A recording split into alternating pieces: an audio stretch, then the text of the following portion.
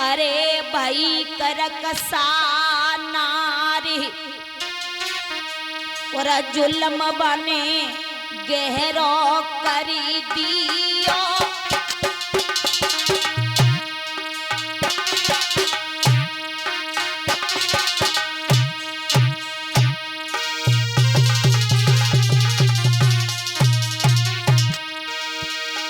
अरे भाई करकसा नारी जुल्म बने गहरे करी दियो।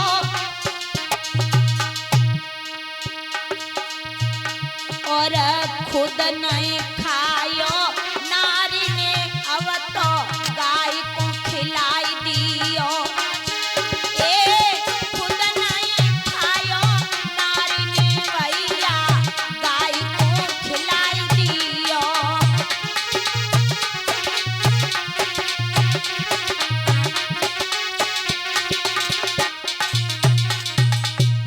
वो फल धुंधली ने गाय को खिला दिया। धीरे धीरे समय बीता। समय बीतने के अनुसार धुंधली की पड़ोसिन इधर गर्भ पाल रही है, उधर गाय ने भी गर्भ धारण कर लिया। भगवान की कृपा ऐसी हुई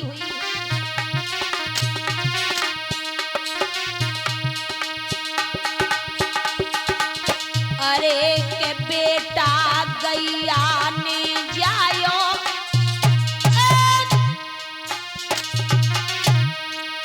अरे के बेटा गैया ने जायो। कोई ओनिए बलवान समझ कछु ब्राह्मण नाय पायो। गैया होनिए बलवान समझ कछु ब्राह्मण नाय पायो।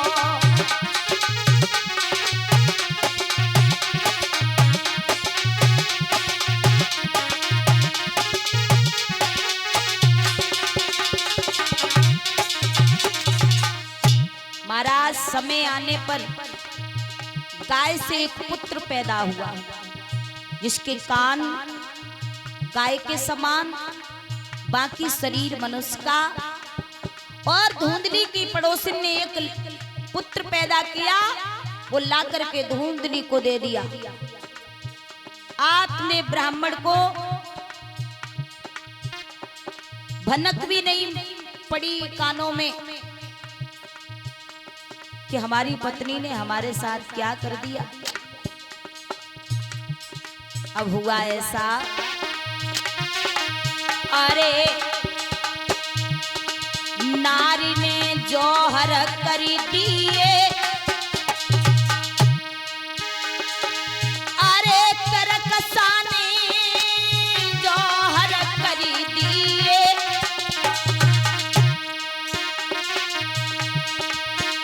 अरे और पड़ी पिया को पतो नारी ने जौहर कर दिए।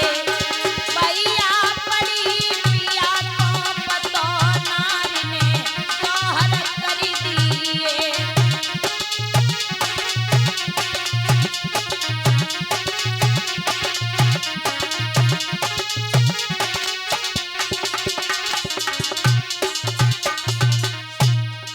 भैया नहीं समझ पाए आत्मदेव ब्राह्मण।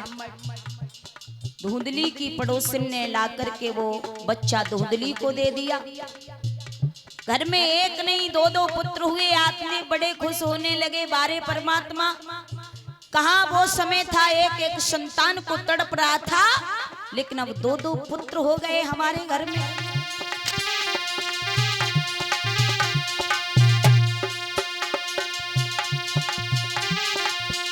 अरे चंदा जैसी चांदनी गुलाब जैसो फूल मोए राम ने दियो।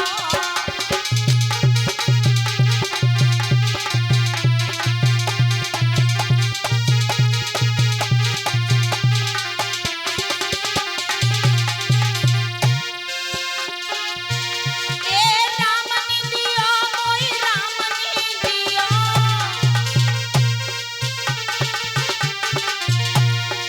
राम ने दियो मोए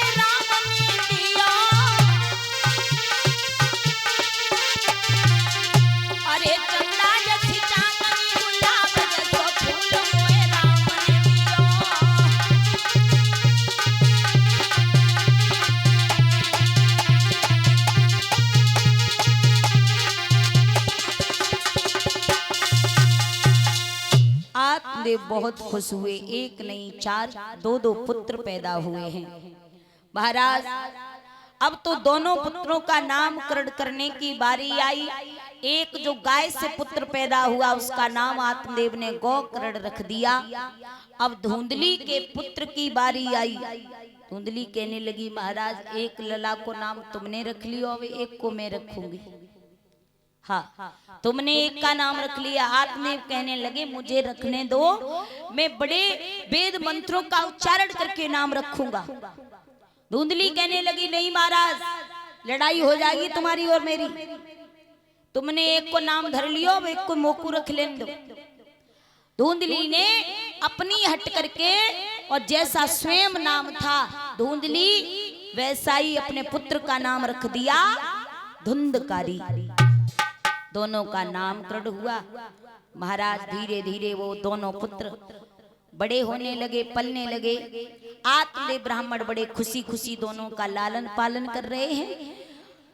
उनके अंदर कोई विचार ऐसे नहीं है कि गाय से पुत्र जो पैदा हुआ उसे कम प्रेम करें या फिर जो उनकी पत्नी से पैदा हुआ उसे कम करें। दोनों पुत्रों को एक जैसा प्यार, एक जैसा भोजन, एक जैसा बिस्तर, यानी एक जैसा सम्मान, एक जैसा लाड़ प्यार दे रहे हैं।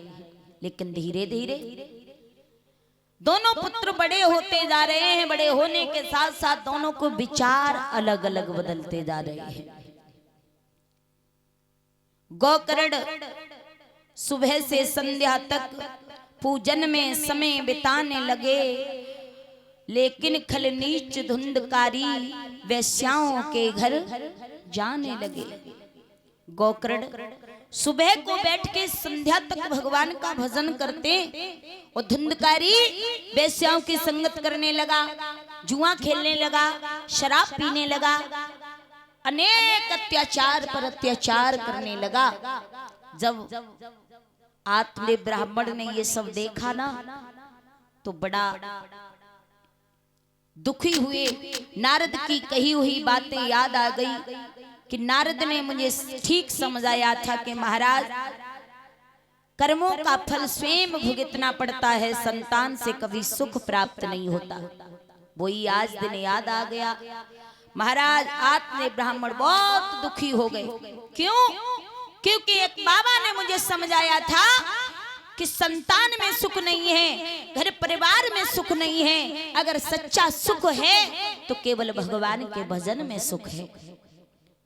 हम और आप संसार की वस्तुओं में सुख ढूंढते हैं, पर संसार की वस्तुओं में वो सुख नहीं, वो आनंद नहीं जो भगवान के भजन में आनंद है। आत्मदेव ब्राह्मण को जब ये मालूम पड़ा कि हमारा एक बेटा अत्याचार कर रहा है, और जब उन्हें पता चला कि मेरी पत्नी धुंधली ने जो मैंने फल दिया था वो खुद न खा करके गाय को खिला दिया, जब उन्हें ये बात मालूम पड़ी तो बड़ा दुखी हुए और मन में सोचने लगे कि हमने नहीं जानी, कि हमने नहीं जानी और तिरिया मसंग दगा करेगी हमने।